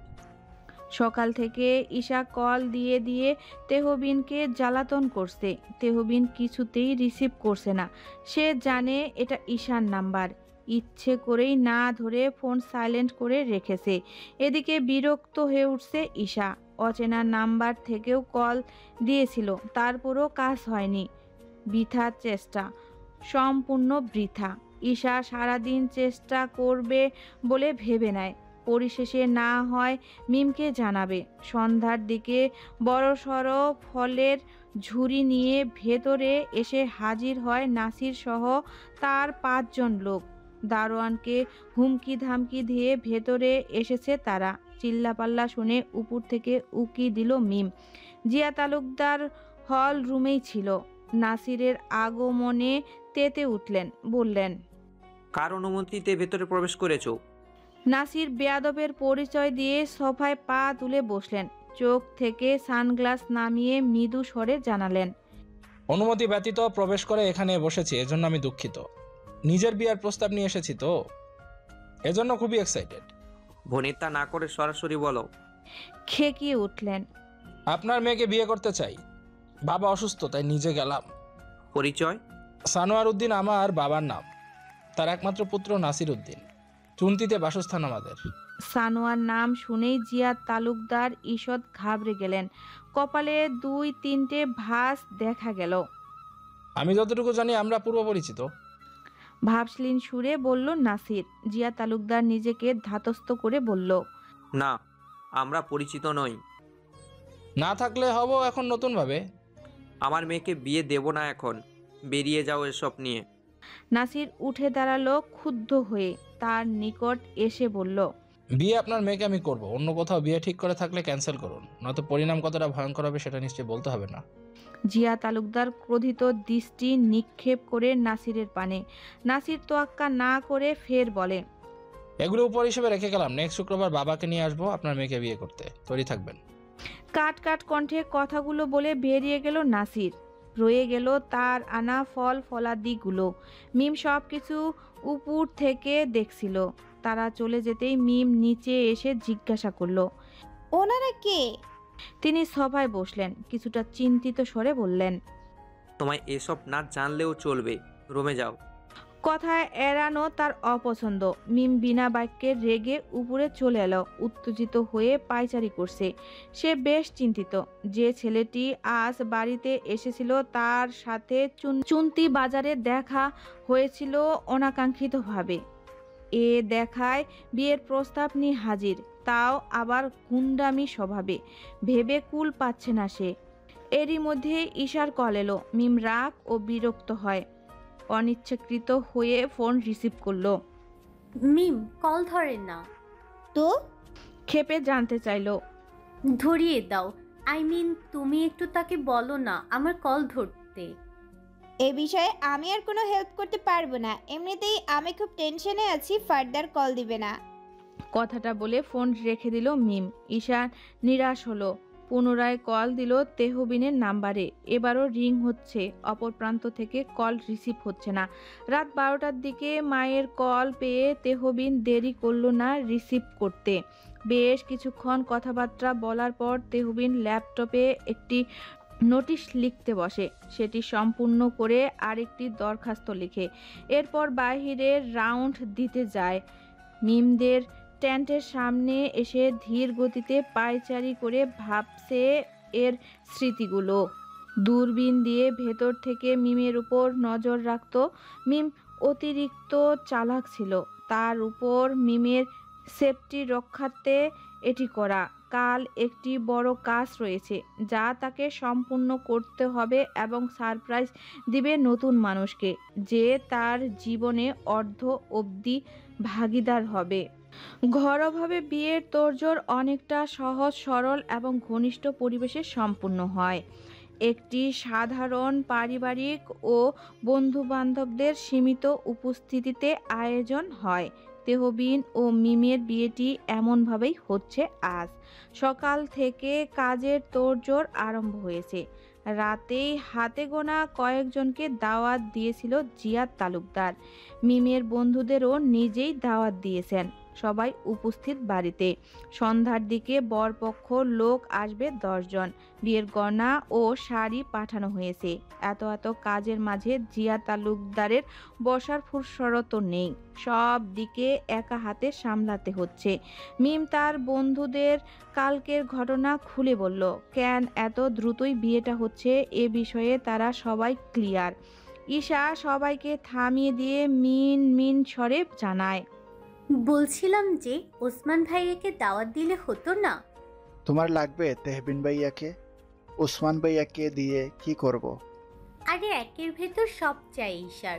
ওসমান ভাইয়া তো জারিয়া মাত্র, তেহবিন ক্যাপ্টেন আসল। ও, বুঝতে পেরেছি। সাফি ব্যঙ্গাত্মক কণ্ঠে বলল। শেফালি মেহেদি দিচ্ছে মিমের হাতে। এক দৃষ্টিতে মিম কি যেন ভাবছে। ডালিয়া আলতো বাহু দ্বারা ধাক্কা দিয়ে বলল, কোথায় হারালে? মিম সরু নিঃশ্বাস ফেলে বলল, আমি ভাবছি অচেনা অজানা কোনো ছেলের সঙ্গে বিয়ে হচ্ছে আমার। তাকে আমি কখনো দেখিও নি। মানিয়ে নিতে খুবই কষ্ট হবে আমার। রবি ফোনের উপর থেকে দৃষ্টি সরালো। মিমের কোমল আদলের পানে চেয়ে মুস্কি হেসে বলল, বাবা মা ভুল সিদ্ধান্ত নেয় না বাচ্চাদের ক্ষেত্রে, বরঞ্চ আমরাই ভুল পথে পথগ্রস্ত হই। ভরসা রাখো আঙ্কেলের উপর। মিম রবির কথায় মৃদু হাসি প্রদান করলো। দু হাতে মেহেদি পরানো হলে সেগুলো উঠিয়ে গোসল সেরে নেয়। মিম আগেই পার্লারে সাজবে না জানিয়ে দিয়েছে। এজন্য বান্ধবীদের সাহায্যেই একা সাজার প্রস্তুতি নিচ্ছে। হাত ভর্তি মেহেদি হাতে সিঁড়ির রেলিং ধরে ধরে নেমে এলো মিম। জিয়া তালুকদার হল রুমেই ছিল। বাবুর্চির সাথে কথা বলছিল। মেয়েকে নিচে নেমে আসতে দেখে ছলছল চোখে দৃষ্টি সরিয়ে নিল। আজই তার এ বাড়িতে শেষ দিন। মেয়ের অনুপস্থিতিতে তার প্রতিটা সেকেন্ড বিষাদে রূপান্তরিত হবে এটি সে জানে। তবুও সে তা তোয়াক্কা করল না। তিনি বাবুর্চির সাথে কথা বলতে বলতে বাহিরে বের হতে নিলে মিম পেছন থেকে ডাক দেয়। তিনি থেমে বাবুর্চিকে যেতে বলেন। মিম এগিয়ে এসে দৃষ্টি নত রেখে কোমল গলায় শুধালো, আমাকে বিদায় দেবার এত তাড়া কেন তোমার? আমি তোমার ওপর বোঝা সৃষ্টি করছি আব্বু? মেয়ের এরূপ বিষাদিনী কথনে আহত দৃষ্টিতে তাকালো। অশ্রুসিক্ত নয়নে চেয়ে দৃঢ় গলায় বলল, তোমার পথ চলা এটুকুই ছিল এ বাড়িতে। এখন নতুনভাবে নতুন পরিচয়ে ভবিষ্যৎ গড়তে হবে। তোমায় আমি কখনো বুঝতে পারিনি, অনুভব করিনি তোমার ভালোবাসা। অবাধ্যতায় এতটা পথ এসেছি, আমায় মাফ করে দিবে আব্বু। বলতে বলতে গলা ধরে আসে মিমের। কান্নারত চোখে মেয়েকে বুকে টেনে বলেন, সন্তানের ভুল বাবাদের কাছে ফুলের মতো পবিত্রতা পায় কখন জানো? যখন তারা বাবা মায়ের নিকট ক্ষমা চায়। তোমার ভুল এখন ফুলে রূপান্তরিত হয়েছে মামনি। আমি তোমাকে মায়ের মতো অনেক ভালোবাসা যত্ন দিতে পারিনি, তবে খুব ভালোবাসি আমার মেয়েকে। তুমি আমায় ক্ষমা করে দিও। হাউমাউ করে কেঁদে দিল মিম। বাহ্যিক চারিত্রিক শক্তপোক্ত মেয়েকে এভাবে কাঁদতে দেখে উপর থেকে সকলে আবেগে আপ্লুত হয়ে গেল। পৃথিবীর সবচেয়ে ঘনিষ্ঠ সম্পর্ক বাবা মা ও ছেলেমেয়েদের মধ্যে হয়, যার বন্ধন সহজে ছিন্ন হয় না যদি না সম্পর্কে পচন ধরে। বাবার সাথে আরও কুশল বিনিময় সেরে একত্রে খেয়ে মিম উপরে এলো। এখন তার মন ভীষণ হালকা অনুভব হচ্ছে, যেন বড় পাথর মাথা থেকে নেমেছে। বাহিরে আর্মিদের পাহারাদার হিসেবে নিয়োজিত দিয়েছে জিয়া তালুকদার। এই পরিকল্পনা তার একার ছিল। যদি নাসির এসে কোনো প্রকার সমস্যা সৃষ্টি করে সঙ্গে সঙ্গে অ্যাকশন নিবে। কোনো প্রকার রিস্ক নিতে চায় না। তার স্ত্রীর শেষ ইচ্ছেটুকু আজ সে পূরণ করবেই, যে কোনো মূল্যে। আসরের আজান শেষে মিমকে সাজানো তোড়জোড় শুরু হয়। অতিরিক্ত মেকআপ ব্যতীত সাজবে সে। বিয়ের উজ্জ্বল গাঢ় মেরুন বেনারসি শাড়িটি পাড় ও আঁচলে সোনালি জরির কাজ এক রাজকীয়ভাবে ফুটে উঠেছে। চাঁদবালি দুলের ডিজাইন ঐতিহাসবাহী। একটি ভারী সোনার চৌকার এবং তার সঙ্গে লম্বা সোনার মালা। এর ডিজাইনে পাথর মিলার কারুকাজ গলায় পড়েছে একটি বড় সোনার নথ। কপালের মাঝখানে টিকলি যোগ হয়েছে যা মুখের সৌন্দর্য বাড়িয়ে তুলেছে। কাচের চুড়ির সঙ্গে সোনার বালা। শাড়িকে আরও সুন্দরভাবে ধরে রাখতে একটি সোনালি রঙের কোমরবন্ধন। পায়ে রূপার নূপুর রয়েছে, খোপা বেঁধে তাতে ফুলের মালা, রজনীগন্ধা ও গোলাপ জড়িয়েছে। মেকআপ দিয়েছে হালকা উজ্জ্বল কিন্তু মিশ্রণ। লাল টিপ এবং নোট কালারের লিপস্টিক মিমের কাছে বিশেষ গুরুত্বপূর্ণ। চোখে ব্রোঞ্জ শেডের আইশ্যাডো ব্যবহার করেছে। এই সাজে বাঙালি মেয়েদের বিয়ে ঐতিহাস এবং আভিজাত্যের একটি নিখুঁত প্রতীক ফুটে ওঠে, যা এখন মিমকে দেখে বোঝা যাচ্ছে। সম্পূর্ণ সাজসজ্জা শেষে মিম নিজেকে আয়নায় দেখে কিঞ্চিত লজ্জাবোধ অনুভব করে। বাঙালি মেয়েদের মনে বিয়ে নিয়ে কত শত স্বপ্ন থাকে, তারও ছিল। তবে সেটা বেশি গুরুত্বপূর্ণ ছিল না। যার জন্য বউ সেজেছে তারই খবর নেই, না কল না টেক্সট। কিভাবে মানুষটিকে গ্রহণ করবে আজানা হিসেব তার। মিম তৈরি হবার পর ওর বাকি বান্ধবীরা রেডি হয়। সময় গড়িয়ে কাঙ্ক্ষিত সময় চলে আসে। 9টার দিকে বরযাত্রীর আগমন ঘটে। তেহবিনকে সাদা রঙের পাঞ্জাবিতে বেশ উজ্জ্বল ও সুদর্শন লাগছিল। মিমের বন্ধু বান্ধবী সকলেই তেহবিনকে দেখে কেবল আশ্চর্য। বিস্ময়তা কাটাতে রবি তেহবিনের নিকটে এলো। তেহবিন রবিকে কাছে ডেকে জানালো, আপাতত মিমকে বিষয় না জানালে খুশি হব, কিন্তু অনুরোধ। রবি ফের কিছু বলল না। উপরে উঠে সবাইকে এই বিষয়ে লুকিয়ে রাখতে বলে, কিন্তু বিপত্তি বাধে ঈশাকে নিয়ে। রাগে অভিমানে বাড়ি থেকে বের হয়ে যায়। ঈশার এরূপ ব্যবহারে মিমের মস্তিষ্ক ফাঁকা। ডালিয়াকে জিজ্ঞাসা করলে ভুলভাল বুঝিয়ে দেয়। খাওয়া দাওয়ার পর্ব শেষে বিয়ে পড়াতে আসে কাজী। মিমের রুমে এসে বাবাকে পাশে নিয়ে বিয়ের দেনমোহরের ধার্য করে ছেলের নাম বলার সঙ্গে সঙ্গে মিম সম্পূর্ণরূপে সারপ্রাইজড। কাজী যখন কবুল বলতে বলে, ঘরের মাঝে আবদ্ধ হয়ে আলহামদুলিল্লাহ বলে 3 বার কবুল বলে দেয়। ডালিয়া কেবল মাত্র মিমের পিঠ ছুঁয়ে কবুল বলতে বলে। সাথে সাথে কবুল উচ্চারণ করার পর হতবাক হয়ে যায়। কাজী বেরিয়ে যেতেই ডালিয়ার পানে রাগান্বিত নজরে তাকায় মিম। শান্তভাবে জবাব দেয় সে, তুই যাকে ভাবছিস সেই ব্যক্তি ক্যাপ্টেন তাহবিন। মাথার মধ্যে কেমন যেন হিন্দি সিরিয়ালের গান বাজছে এমনটা ভাবছে ডালিয়া। অথচ মিম ভাবছে এই খবিশের সাথে বিয়ে সম্পূর্ণ হয়েছে, এখন সারা জীবন তাকে লিল ডাউন হয়ে থাকতে হবে ভেবেই ক্রোধে চোখ মুখ কুঁচকে আসে তার। পুরো বিয়ে সম্পূর্ণ হবার পর মিমকে নিয়ে নিচে আসে জিয়া তালুকদার। জলজান্ত একটি পরীকে স্বচক্ষে দেখছে যেন তেহবিন। চোখ সরিয়ে নেবার বৃথা চেষ্টা করেও লাভ হচ্ছে না। এই প্রথম কোনো মেয়েকে দেখে নেত্রপল্লক আটকে রয়েছে। মিম এক ঝলক তেহবিনের উপর দৃষ্টি ফেলে সরিয়ে নিল। সেই দৃষ্টিতে ছিল এক রাশ ক্ষোভ। আলী তেহবিনের কানে কানে বলে, মিম রেগে গেছে আপনাকে দেখে। তেহবিন মৃদু হাসে। জিয়া তালুকদার মিমের হাত তেহবিনের হাতে রেখে কোমল গলায় শুধালো, আমার রাজকুমারীকে তার রাজকুমারের হাতে তুলে দিলাম, সযত্নে আগলে রেখো, সুখে থেকো। মিম হাউমাউ করে কেঁদে ফেলে। বুকে আগলে নেয় জিয়া তালুকদার। বাবা মেয়ের কান্নারত কয়েকটি ছবি ক্যামেরা বন্দি করে রবি। তারপর কয়েকটি কাপল পিক তুলে গাড়িতে উঠিয়ে দেয় তাদের। বাড়ি থেকে গাড়ি বের হতেই জিয়া তালুকদার পাঞ্জাবির হাতের পিঠে চোখ মুছে ভেতরে এলেন। মিম নৈশব্দে কান্না করছে। রাতের রাস্তায় এক ভিন্ন রূপ উজ্জ্বল।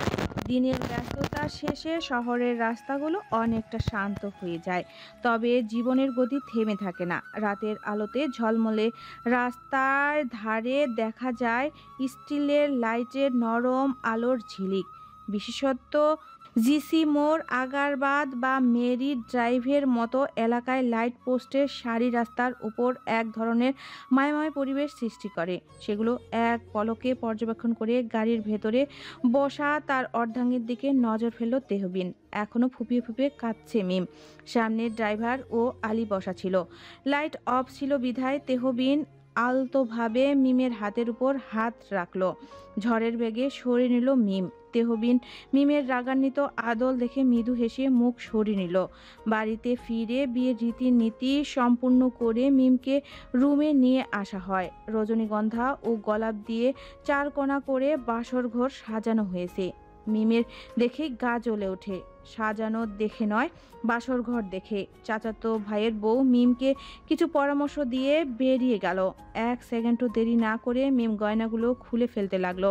তার শাড়ি পাল্টে গোল জামা পরে ফ্রেশ হয়ে বিছানায় শরীর এলিয়ে দিল। কয়েক মিনিট বাদে ঘুমিয়েও গেল মিম। তেহবিন রুমে এসে শাড়ির নিচে দেখে তা উঠিয়ে সোফায় রাখলো।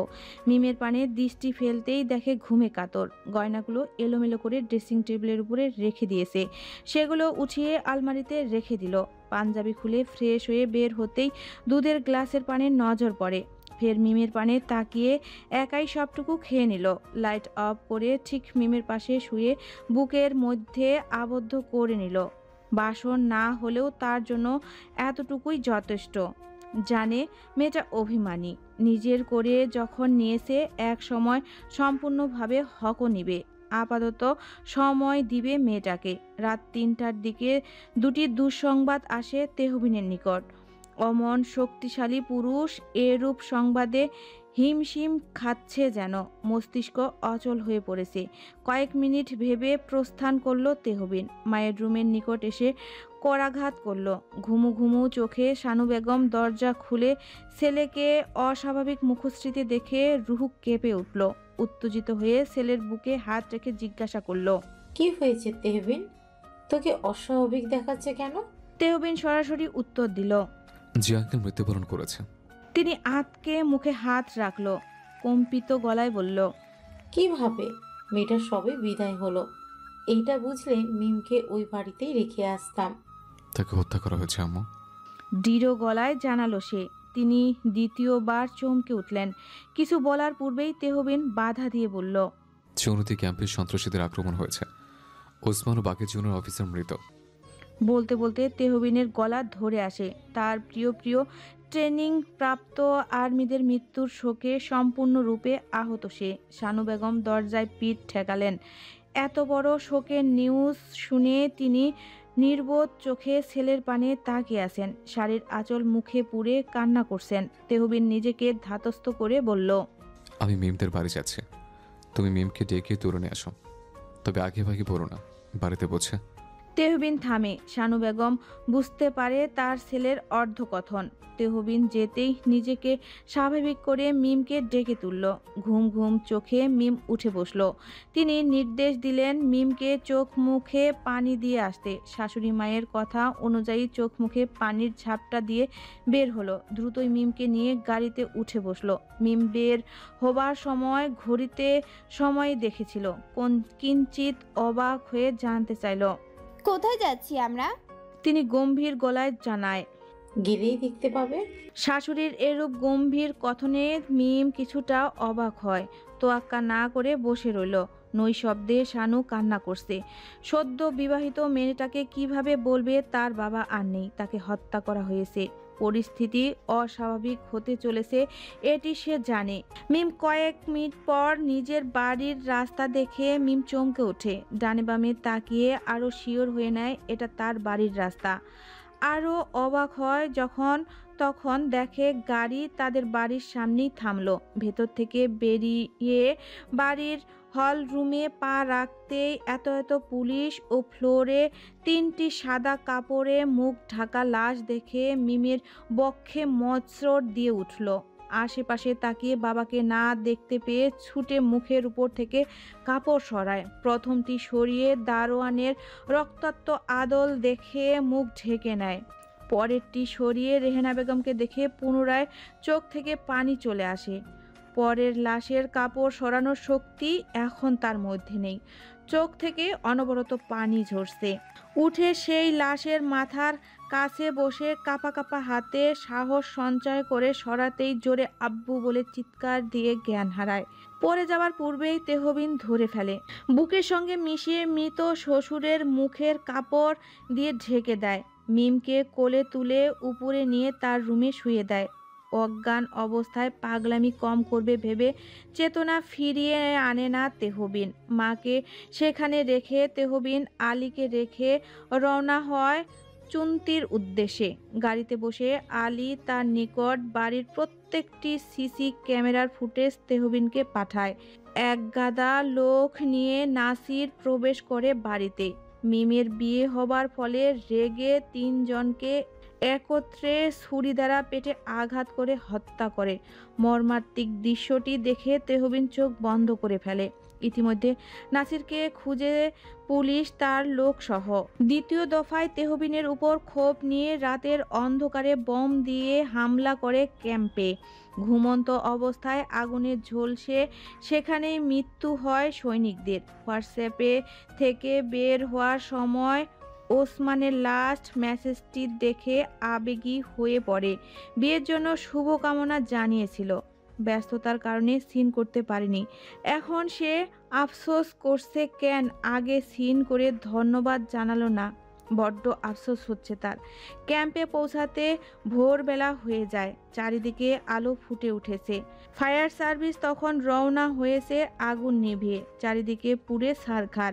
মানুষ পোড়ার গন্ধ বাতাসে মিশে একাকার। হাহাকার অবস্থা দেখে তেহবিনের হৃদয় নড়ে চড়ে উঠছে। তার বক্ষে আগুন জ্বলছে, ঠিক প্রতিশোধের আগুন।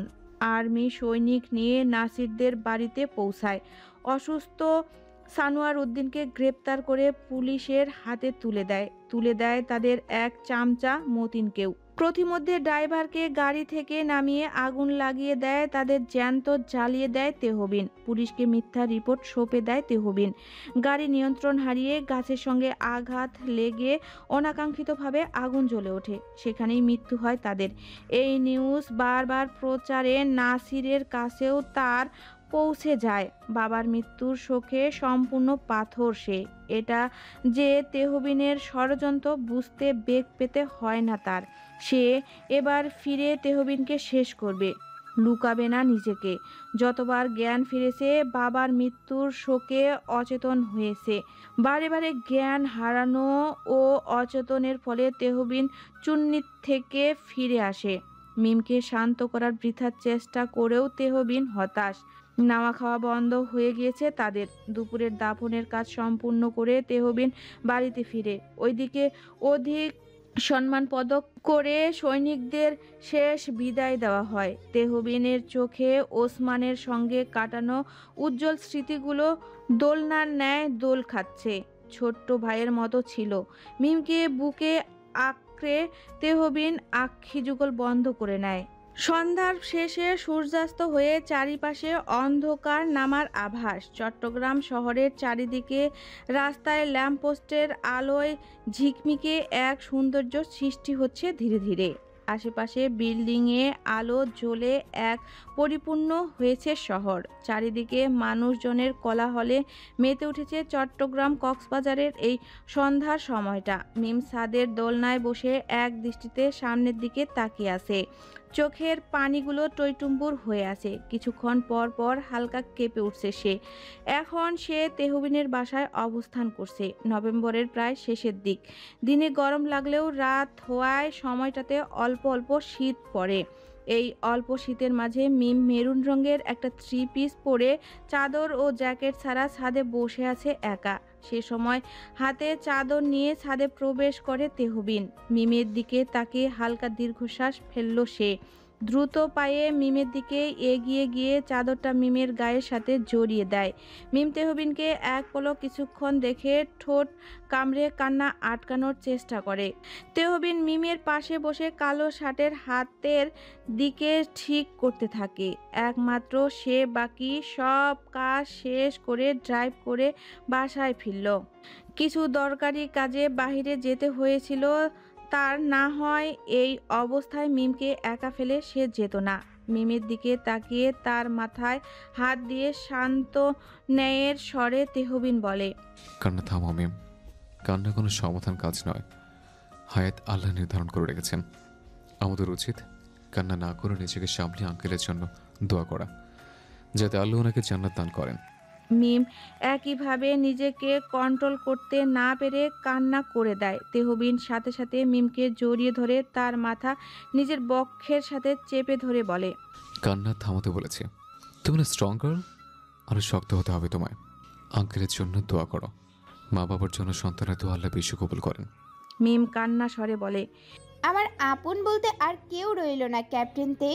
তেহবিন নিজের বক্ষ থেকে মিমের মাথা উঠিয়ে মিমের কপাল থেকে ছোট্ট ছোট্ট চুলগুলো সরিয়ে কানের পাশে গুজে দেয়। মিমের কপালে নিজের অধর চেপে ধরে বলে, কে বলেছে তোমার আপন কেউ নেই?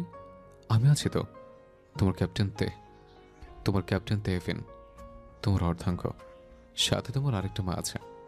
নিজেকে আপন হারা ভাববে না মিম। তোমার ক্যাপ্টেন তেহবিন আছে তোমার পাশে অলওয়েজ।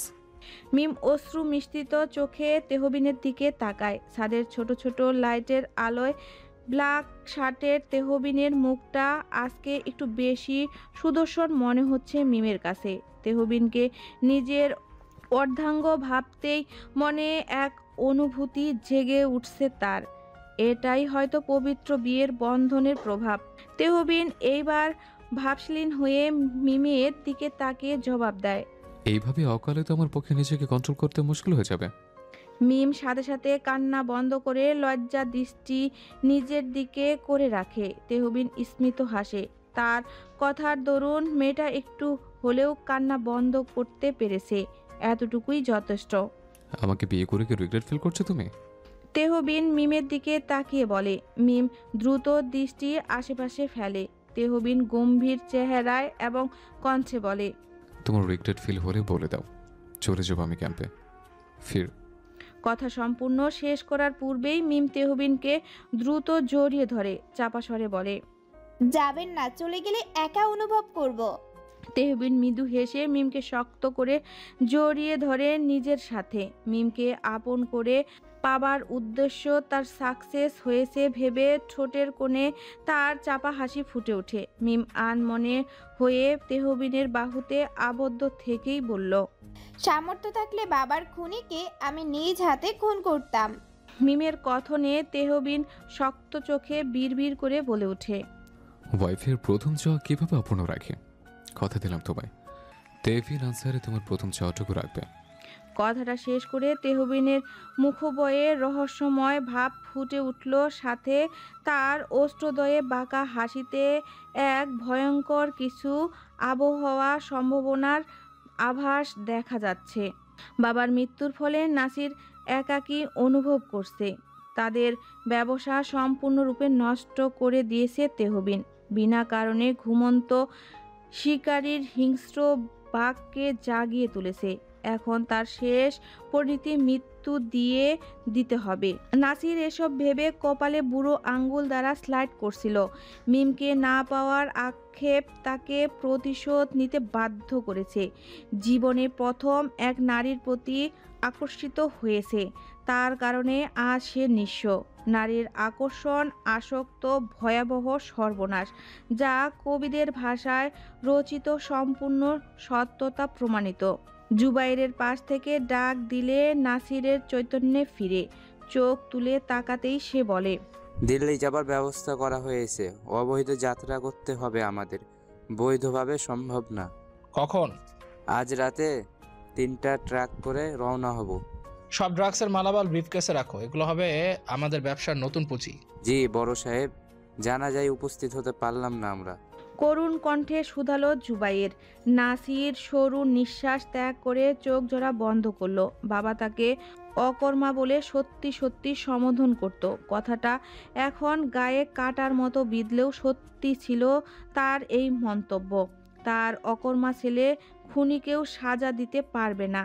প্রাণপণে পালাতে হবে রাতের অন্ধকারে। নিস্তব্ধ নীরব পথ ধরে বড় মালবাহী ট্রাক এগোচ্ছে পিচ ঢালা রাস্তা ধরে। ভেতরে ঘুমন্ত অবস্থায় রয়েছে নাসির সহ তার 10 জন লোক। 3টায় গাড়িতে উঠেছে। 1 ঘন্টা ধরে গাড়ি চলছে দ্রুত গতিতে। ক্লান্ত পরিশ্রান্ত লোকজন সবাই রীতিমতো ঘুম। নাসির ও তাল মিলিয়ে ঘুমোচ্ছে। আর কয়েক পথ পাড়ি দিয়ে এগোচ্ছে ট্রাক দিল্লির উদ্দেশ্যে। 1 সপ্তাহ অতিবাহিত হয়েছে। এখন মিম অনেকটা স্বাভাবিক। বাবার মৃত্যু তেহবিন তার ভালোবাসা দিয়ে ভুলাতে সক্ষম হয়েছে। তবে পিতৃহারা যন্ত্রণা আদৌ ভুলে যাওয়া সম্ভব? ক্ষণে ক্ষণে মনে উঠলেও তেহবিন সর্বক্ষণ কাছাকাছি থেকে হাসিয়ে মাতিয়ে রাখে। ড্রেসিং টেবিলের সামনে ছোট্ট কাঠের টুলে বসে মাথা আঁচড়াচ্ছিল মিম। আনমনে দেখে তেহবিন দ্রুত পেছন থেকে জাপটে ধরে কোলে তুলে নেয়। আচমকায় এমন আকস্মিক ঘটনায় মিম চমকায়। তেহবিন মুচকি হেসে বলল, মিস করার সঙ্গে সঙ্গে হাজির। এমন স্বামী কোথাও দেখেছো? মিম ইয়ার্কি করে বলল, খুঁজতে হবে। আমাকে খুঁজে দেখো নতুন ভাবে। কিভাবে? তেহবিন মিমকে কোলে তুলে শুয়ে দিয়ে উঠিয়ে দাঁড়িয়ে এক চোখ টিপ দিয়ে বলল, লাইট অফ করে। মিম চেঁচিয়ে বলল, না। তেহবিন কোনো সুযোগ না দিয়ে লাইট অফ করে বিছানার সাথে তাকে শক্তভাবে আবদ্ধ করলো। অম্বরে বৃষ্টি যেমন সায়রে মিশে পরিপূর্ণ আকারে বৃদ্ধি পায়, তেমনি তাদের ভালোবাসা এখন পরিপূর্ণ রূপে মিলেমিশে একাকার। 3 দিন পর পাহাড়ের সৌন্দর্য এমন এক নিসর্গ যা মনকে শান্তি দেয় এবং চোখকে মোহিত করে। সবুজে ঢাকা উঁচু নিচু পাহাড়ের সারি, মেঘে ঢাকা শীর্ষবিন্দু, আর স্নিগ্ধ বাতাস প্রকৃতির এক অন্য সৃষ্টি। পাহাড়ে গা বেয়ে ঝর্ণা গড়িয়ে পড়ার শব্দ যেন প্রকৃতির সুরেলা সঙ্গীত। সকালবেলা সূর্যের আলোর ঝিলিক যখন পাহাড়ের চূড়ায় পড়ে তখন সেই দৃশ্য অপার্থিব মনে হয়। পাখির কলরব, দূরে কোথাও নদীর কুলকুল ধ্বনি আর পাহাড়ি ফুলের সুগন্ধ সব কিছু এক অন্যরকম অভিজ্ঞতা দেয়।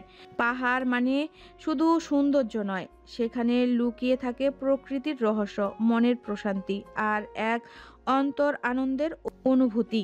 তেহবিন মিমকে নিয়ে পাহাড়ে ঘুরতে এসেছে আজ। মনোমুগ্ধকর পাহাড়ি সৌন্দর্যে মিম মোহিত। দুজন ডেনিম জ্যাকেট পরিহিত উঁচু পাহাড়ের চূড়ায় বসেছে। চা পান করার সময় তেহবিন ফোনে আলীর সঙ্গে চ্যাটিং করছিল। মিম এসব দেখে হালকা গাল ফুলিয়ে বলল, রাখবেন না ফোন? সারপ্রাইজ আছে রাতে। কি সারপ্রাইজ? তেহবিন প্রতি উত্তরে কিছু না বলে রহস্যময় হাসি দেয়। সন্ধ্যার আগে আগে পাহাড়ের নিচে এক সুরক্ষিত স্থানে টেন্ট তৈরি করে।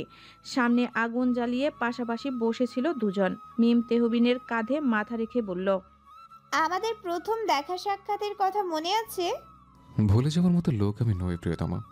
তাহলে ভালোবাসি বলুন। বাচ্চাদের মতো আবদার রাখলো যেন।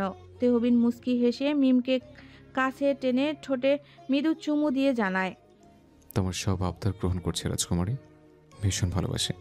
মিম হেসে দেয়। সে সময় তেহবিন মিমের হাত ধরে সামনে এক বক্সের নিকট এগিয়ে নিয়ে আসে। সেটার ভেতর থেকে আতশবাজির প্যাকেট বের করে মিমের হাতে মোমবাতি জ্বালিয়ে দেয়। প্রচণ্ড খুশি হয় মিম। তেহবিনের এরূপ সারপ্রাইজে সে খুবই আনন্দিত। আতশবাজির পেছনে মিম আগুন জ্বালিয়ে দেয়। সেটা ফোটার আগ মুহূর্তে তেহবিন একটি ছোট্ট রিমোটের ন্যায় হাতে তুলে নেয়। তেহবিন মিমকে ইশারায় সেটিকে আলতো চাপ দিতে বলার সঙ্গে সঙ্গে সেই আতশবাতি সহ আরও বিকট আওয়াজ হয়।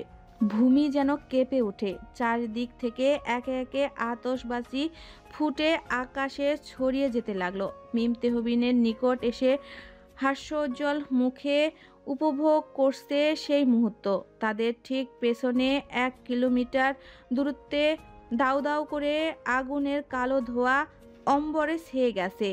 এর রূপ ভয়াবহ আগুনের পানে তেহবিন এক পলক তাকিয়ে সেই একই রহস্যময় হাসি দেয়, যেই হাসিতে লুকায়িত হাজারো অজানা রহস্য। মনে মনে শুধু এতটুকু প্রলেপ গাইল, মেয়ে কখনো জানতে পারবে না তার বাবার খুনিকে সে নিজ হাতে ধ্বংস করেছে। সমাপ্ত।